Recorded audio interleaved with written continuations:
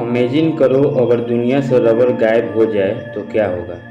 क्या कोई भी सेक्टर या इंडस्ट्री है जो रबर के बिना चल सकती है?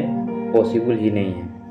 18th सेंचुरी में जब पहियों पर रबर लगाया गया तो पहियों का रफ्तार बढ़ गया। इंडिया में टायर का बिजनेस शुरू किया मद्रास रबर फैक्ट्री यानी एमआरएफ ने। मारुति की पहली कार मारुति 800 में भी एमआरएफ टायर का ही यूज हुआ। फाइटर प्लेन सुखोई का टायर भी एमआरएफ बना चुका है। आखिर इस कंपनी में ऐसा क्या है कि इस कंपनी का एक शेयर 1,50,000 को टच कर चुका है। तो चलिए हम डिटेल में जानते हैं इस रबर इंडस्ट्री के बारे में। साल 1945 में स्कॉटलैंड के रॉबर्ट विलियम ने पहिए के ऊपर रबर लगाने का कॉन्सेप्ट लेकर आए, लेकिन इसका प्रोडक्शन पहली बार जॉन बॉयटनलप ने साल 1888 में किया और उनके इस टायर का इस्तेमाल कार्ल बेंज की पहली पेट्रोल कार मोटर वैगन में की गई। और फिर 1905 में रोड और टायर के बीच फ्रिक्शन को कम करने और पहिए के ग्रिप को मजबूत करने के लिए टायर थ्रेड की शुरुआत हुई। लेकिन इस टायर का लाइफ बहुत कम होता था। इसी प्रॉब्लम को दूर करने के लिए अमेरिका के फायरस्टोन कंपनी बैलून टायर लेकर आई और इस खोज ने टायर की लाइफ बढ़ा दी। फिर 1940 में ट्यूबलेस टायर और 1949 में रेडियल टायर मार्केट में आया। धीरे धीरे समय बीतता गया और टायर की मटेरियल क्वालिटी में इम्प्रूवमेंट आता गया। दोस्तों, अब ये तो सबको पता है कि ये टायर रबर से बनते हैं, लेकिन रबर कैसे बनते हैं? दरअसल रबर को दो तरीक़ों से बनाते हैं। पहला है सिंथेटिक रबर जो पेट्रोलियम का बाई प्रोडक्ट है, और दूसरा होता है नेचुरल रबर जो रबर प्लांट से बनता है, जो रबर प्लांट से निकलने वाले लेटेक्स से बनाया जाता है। आज से 100 साल पहले दुनिया का 90% रबर साउथ अमेरिका का एक देश ब्राज़ील सप्लाई करता था।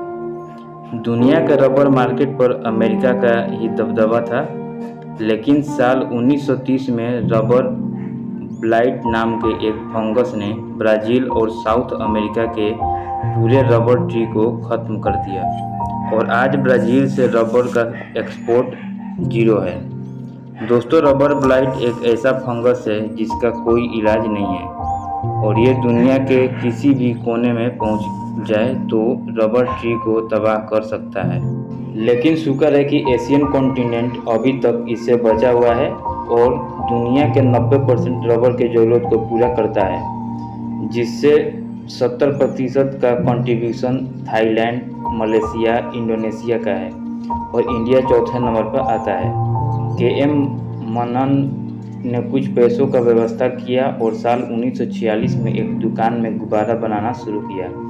जगह जगह घूमकर सड़कों पर, दुकानों पर गुब्बारे और उससे बने खिलौने बेचते थे और इस मुश्किल दौर में उनकी पत्नी कुंजम्मा ने भी उनका साथ दिया और इस तरह शुरू हुआ मद्रास रबर फैक्ट्री यानी कि MRF। आज़ादी के बाद साल 1952 में KM मनन ने टायर रिट्रेडिंग के बारे में पता चला, जिसमें पुराने टायर को नया जैसे बनाया जाता था। अब उनके पास ऑलरेडी रबर के गुब्बारे बनाने का सेटअप तो मौजूद ही था। उन्होंने वहीं से टायर रिट्रेडिंग का काम शुरू कर दिया, लेकिन शायद उनको इस बात का एहसास नहीं था कि वे जिस बिजनेस में इंटर किए हैं उसमें कोई भी दूसरी इंडियन कंपनी काम नहीं करती है।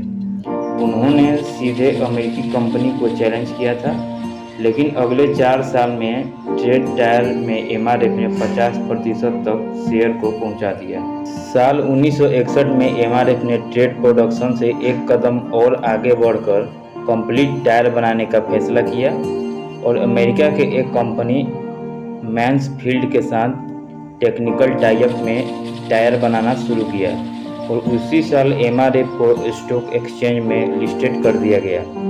दोस्तों, KM को अब समझ आने लगा कि टायर ट्रेडिंग और टायर मैन्युफैक्चरिंग बिल्कुल अलग चीज़ है।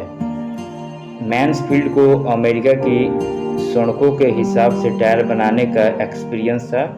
साल 1964 में MRF ने इंडियन एयर इंडस्ट्री के एक फेमस पर्सनालिटी को हायर किया, जिन्होंने मसल्स मैन के जरिए MRF के लोगों को खूब पॉपुलर बना दिया।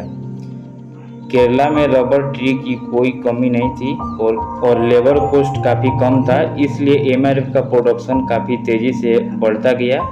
लेकिन प्रॉब्लम ये हुआ कि वे अपना टायर बेचे कहाँ। ये 60 का वह दौर था जहां मोटर कार तो छोड़िए, रोड पर बाइक और साइकिल भी बहुत कम दिखाई देते थे। एमआरएफ को एक नई मार्केट की ज़रूरत थी, इसीलिए उन्होंने अपने पार्टनर मैन्सफील्ड से रिक्वेस्ट किया कि आप नाम भले अपना यूज करें, लेकिन हमें अपना टायर बेचने दें। मैन्सफील्ड राजी हो गया और अमेरिका कनाडा के अलावा एमआरएफ अपना टायर दुनिया के अलग अलग देशों में एक्सपोर्ट करने लगा। और फिर साल 1967 में एमआरएफ अमेरिका को टायर एक्सपोर्ट करने वाला इंडिया की पहली कंपनी बन गई।